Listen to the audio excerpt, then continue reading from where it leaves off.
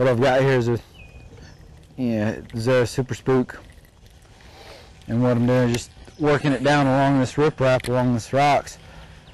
One of the neat things about a lot of the rocks on this lake is that they've got a pretty significant drop. So much of the lake is real flat. Lake Norman is a fairly flat lake, but along a lot of these stretches where the homeowners have put in this riprap, we've got, they've piled the riprap up kind of high, so you get this little bit steeper bank.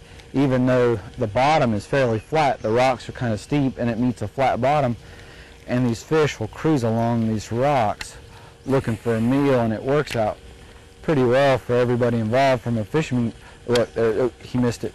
Come on, come back. From a fisherman's perspective, it's pretty cool. I just had one try to get it right there, but because it really is a pretty neat way to fish, and you can kind of zero in on this pattern pretty easily.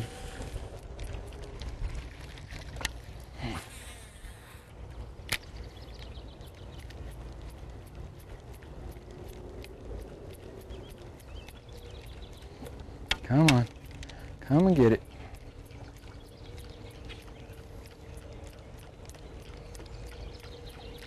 Or not.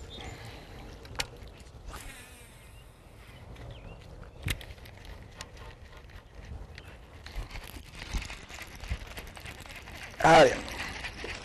Come here.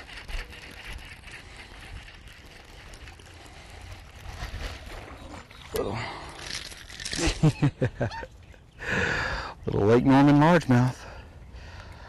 Not a big guy, but on this lake, that's predominantly spotted bass, largemouth go a long way in a tournament situation.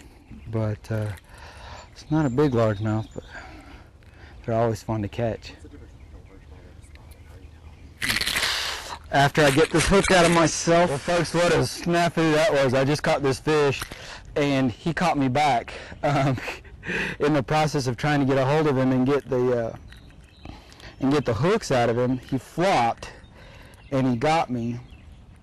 Basically, I lost my grip on him, and he shook. The hooks got me. One of the important things with fishing is to make sure that you've always got really sharp hooks, which is great for hooking the fish, but sometimes it works out that they get you. That fish shook, and when it did, that hook just went right in. I mean, these hooks are so sharp, and that's part of the deal. Is every day I go through and I change out the hooks and make sure that I've got, good sharp hooks on all my baits. It's just critical. But as you can see, that fish flopped, the hook went right in, and I had a fish suspended on the hook, so what I had to do was basically take the hook point had come through, so we just took the needle nose, cut the point off that hook, and then it just came right out, which was kind of nice. There's a trick that you can use with line to pop a bait, to pop a hook out, but because the hook point was already out, we were able to cut it pretty easily thanks to Paul. I'm glad he was here operating the camera. Made life a little easier. What about your pliers? What? Just had them. Oh, absolutely. I mean, I keep, in my boat, I've got a pair of standard needle nose, I've got a pair of split ring pliers, and I've also got a pair of side dikes, all of which, I think are necessary tools in a boat just for cutting hooks, cutting line, managing baits and, modifying baits, things of that nature just really helps out. But now I need to get the first aid kit and get some antibiotic ointment and a bandage of some sort on this just so I don't get blood all over the place. But folks, in your boats, if you don't have a first aid kit, you really should carry some form of a first aid kit in your boat. Given that I guide as much as I do, I've always got one. I've got Benadryl, I've got antibiotic ointment, things of that nature in the boat, so that when stuff like this happens, you can treat it and take care of it properly so it doesn't turn into something worse than what it really is. But that was interesting. Fishing with Rusty is made possible by these great sponsors.